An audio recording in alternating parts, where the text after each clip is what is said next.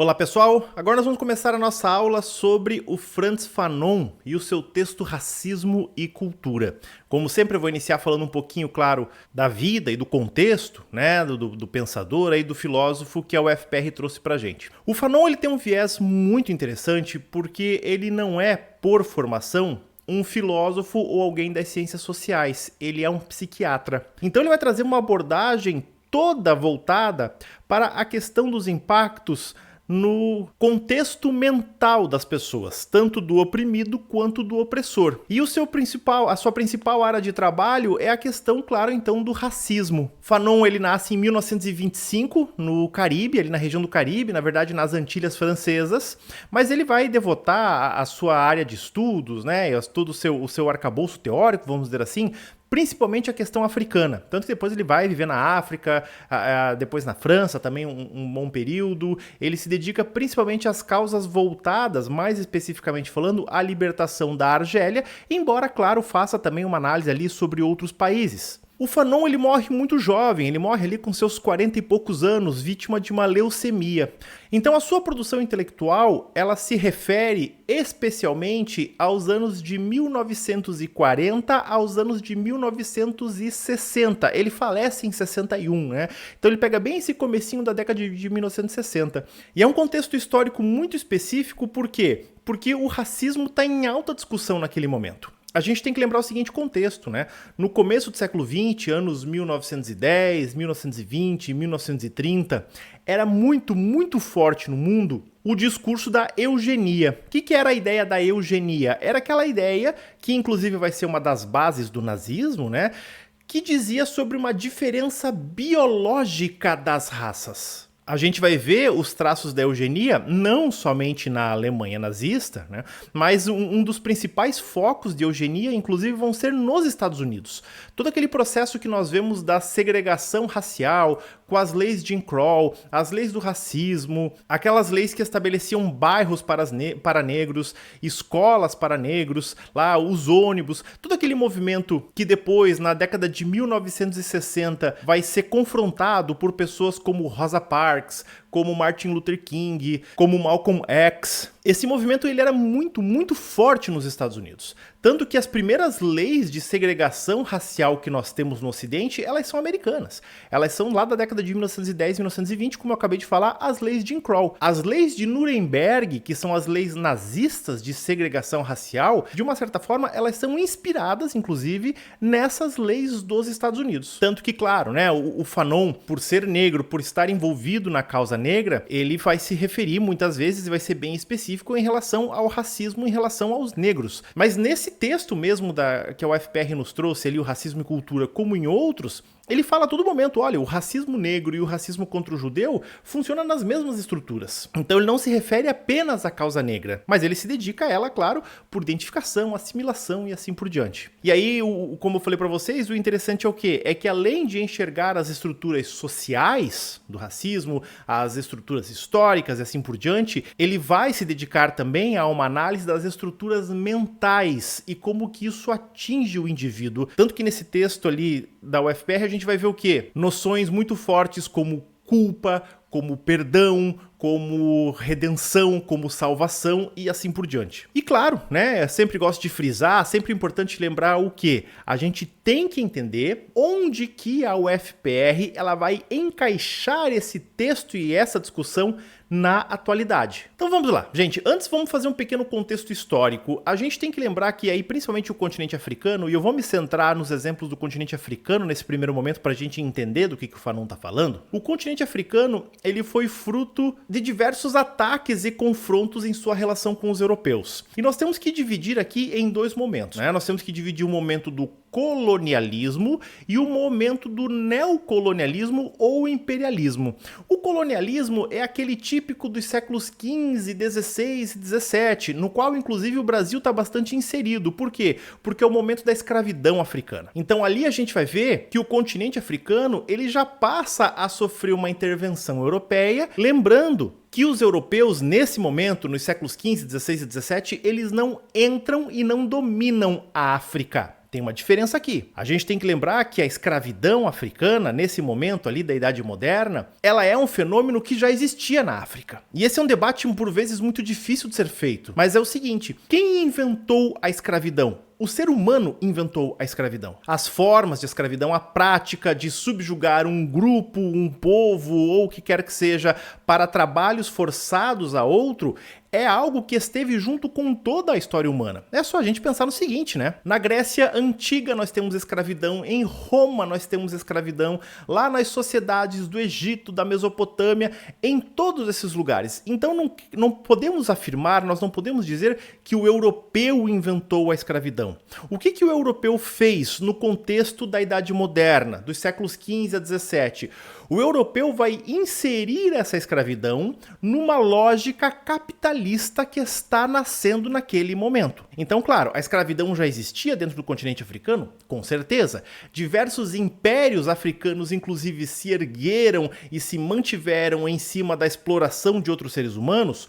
Com toda a certeza, mas inserir isso numa lógica dinâmica de comércio global, aí sim os europeus têm um papel muito importante nisso. A grande diferença desse momento do colonialismo para o imperialismo ou neocolonialismo é que a partir do século XIX, que daí agora é onde o Fanon ele principalmente se debruça para estudar, é que os europeus passam a invadir a África. Agora sim, no século XIX, a partir lá do positivismo e o que quer que seja, os europeus passam a entrar no território africano e dominar aqueles territórios, principalmente ali a partir daquilo que nós chamamos de Partilha da África, que vai ter como grande momento histórico aquilo que nós conhecemos como a famosa Conferência de Berlim, onde os países europeus foram lá, se reuniram e dividiram a África de acordo com os seus próprios interesses. Esse é um fenômeno, é um fato histórico que a gente estuda na história, quando a gente está falando do século XIX, de crescimento industrial da Europa, e também a gente chega até mesmo a ver na geografia, né, quando nós vamos entender todo o processo de colonização e assim por diante. Então, esse movimento do século XIX, ele inicia, como falei para vocês, ali a partir de 1850, 1860, e pós Segunda Guerra Mundial, então exatamente no tempo de vida e escrita do Fanon, estão ocorrendo os movimentos de descolonização, que é o quê? Que é a libertação ou as tentativas de libertação dos povos africanos em relação aos povos europeus dominadores. E claro, esses movimentos eles vão ser impactados, eles vão ser influenciados por dois motivos. Primeiro, com o fim da Segunda Guerra Mundial, os países da Europa eles estão extremamente enfraquecidos, política e economicamente. Então isso facilita os movimentos de libertação. Inclusive, muitos desses movimentos de libertação eles vão estar inseridos na dinâmica da Guerra Fria. Ou seja, Estados Unidos de um lado, União Soviética do outro, apoiando esses movimentos para estabelecer as suas áreas de influência ideológica. Então isso é importante a gente perceber esse contexto todo. Inclusive, o próprio Fanon, ele vem com uma visão marxista muito forte, né? Uma visão de luta de classes. A gente observa isso muito forte no pensamento do Fanon, especialmente lá na conclusão que ele vai dar ao texto. Então isso é importante a gente perceber. Ó, ele é um marxista, ele enxerga a sociedade como uma luta de classes. Eu não falo isso para dizer que isso é bom ou isso é ruim, não. A gente tem que analisar o pensamento do autor, né, e entender o porquê que ele propõe certas questões. Mas é importante lembrar ainda também o quê? Que Fanon faz parte da escola da teoria crítica do marxismo. Então ele não pega aquele marxismo clássico e transporta lá para a África. Não. Ele faz uma análise principalmente a partir das visões culturais inseridas na visão material do marxismo. O Fanon ele é muito influenciado pelo pensamento da escola de Frankfurt, por isso que a gente usa a ideia de teoria crítica. Esse texto do Fanon, gente, ele não é necessariamente um texto, ele não escreveu isso é uma palestra que ele deu, né? E é importante a gente pegar o período dessa palestra. Foi uma palestra feita em Paris no ano de 1956. Então ele está falando exatamente naqueles agitados anos 50, início da escalada de tensão da Guerra Fria. Ali faziam alguns poucos anos, 4, 5 anos que a União Soviética tinha mostrado ao mundo também que tinha armas atômicas. Então ele está nesse processo ali de convulsão, ou vamos dizer assim, de ebulição ideológica. E o Fanon começa o texto de que forma? Ele começa o texto falando um pouco pouco sobre os processos de colonização da África. Ele vai dizer o seguinte, olha, quando o opressor chega num país, nós temos primeiro, claro, um ataque militar, uma ocupação por força de armas, ou uma ocupação também pela questão econômica, uma subjugação dos povos. E aí ele vai além do marxismo, porque ele vai dizer assim, só que a subjugação, ela também é cultural. Tanto que ele vai dizer assim, olha, faz parte do processo de domínio um fenômeno que ele vai chamar de desculturação. Quando o opressor chega num país para conquistar, o que acontece?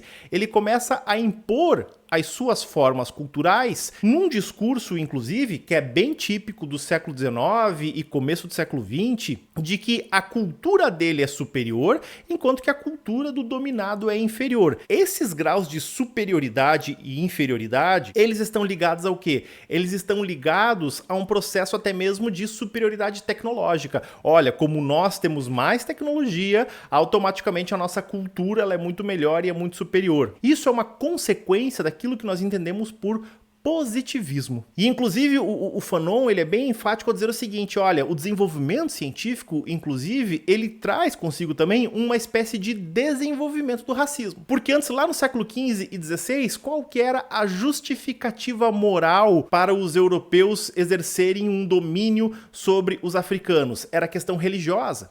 Então eles diziam, olha, nós somos cristãos, nós temos a salvação, vocês são um povo pagão, vocês adoram as figuras do demônio, vocês são politeístas, então se vocês forem escravizados, isso é uma espécie de castigo por conta dos seus pecados.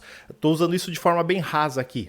E isso não quer dizer também, por favor, né, gente, que toda a cristandade pensasse assim. Nós temos que lembrar que em muitos locais, no Brasil inclusive, a igreja também se junta à causa e à luta abolicionista. Mas estou falando a partir ali da ideia de como que o opressor justificava a sua invasão ou a captura ou a comercialização de outros seres humanos. Entretanto, como fruto do iluminismo, ao longo do século XVIII e XIX, nós todos aqui sabemos, né, a gente não precisa ficar explicando muito disso, que a ciência ela vai tomando o lugar da religião no campo do discurso público. Então agora você não justifica mais as coisas, porque Deus quis. A gente vai ver isso bem no Descartes, né? O Descartes ele faz parte desse processo aí de separação da religião, da razão e assim por diante. Mas então vejam, agora a religião já não serve mais para justificar. O que vai ser utilizado então para justificar o racismo? A biologia, a ciência. Então se imprime um discurso o quê? Que as raças africanas, até usando o termo da época, né, a raça, né? Hoje a gente, quando vai falar de pessoas, não fala mais raça, a gente fala as etnias, né? Mas então se dizia o seguinte, olha, as raças africanas, elas são inferiores. Inclusive vai surgir todo um componente biológico para justificar isso. Vão estudar as pessoas a partir do quê? A partir do formato do crânio, tamanho do nariz, aí vão dizer, olha aqui como esses formatos de rosto e de crânio estão mais próximos dos primatas do que do Homo sapiens. Esse era um discurso muito válido e muito aceito no século XIX. Inclusive, o que é fundamental a gente lembrar? Que mesmo lá na Alemanha, na década de 1930, qual que era o principal instrumento para eles identificarem os judeus? Aquilo que nós chamamos do fenótipo. Então o nariz adunco que se dizia, o tipo das orelhas, o formato do crânio, isso também vai ser utilizado para segregar os judeus. E isso também é utilizado, claro, então para justificar um suposto atraso evolucionário dos povos africanos. Claro, hoje, né, a biologia já mostrou que isso tudo, a própria ciência, e esse é o grande caráter da ciência, de questionar a si própria, né, mas a própria ciência já mostrou que isso tudo é inválido, né, isso não serve para justificar a inferioridade ou a superioridade. E mesmo esse discurso científico biológico, ele também ganha corpo no discurso científico social e histórico. Lá nas aulas de geografia, nas aulas de história, vocês também já ouviram falar do quê? Do darwinismo social, do determinismo social. Todas essas teorias também, já deixadas de lado, já invalidadas, vamos dizer assim, elas têm por base um componente científico, né, e que foi usado então para justificar esse domínio do século XIX. Tanto que a gente vai ver que o Fanon vai dizer o seguinte, olha, o racismo ele vai se aprofundar de uma forma, ele vai crescer de uma forma que então o discurso de ódio e segregação não vai mais nem ser em relação às pessoas, ou melhor dizendo, é sim em relação às pessoas, mas não apenas por elas serem elas, mas pela própria forma delas existirem. Vai ser uma crítica completa e uma crítica profunda. Então vejam que o Fanon aqui ele traz uma crítica muito interessante até o próprio método científico como um todo. Ele vai dizer, olha, e é uma relação, e é uma visão muito interessante que a gente tem que ter de fato. A ciência, ela não traz só coisas boas. A ciência, ela, como todo discurso humano, ela também vai ser utilizada para diminuir pessoas e utilizada, vamos usar o termo aqui, utilizada para o mal mesmo. Então, com essa introdução, gente, eu vou fechando aqui a nossa primeira aula, para não ficar muito comprida. Aí depois nós voltamos agora para a segunda, quando a gente começa a ver, principalmente ao som dos cachorros ao fundo, né? Quando a gente começa a ver, então, o processo da cultura.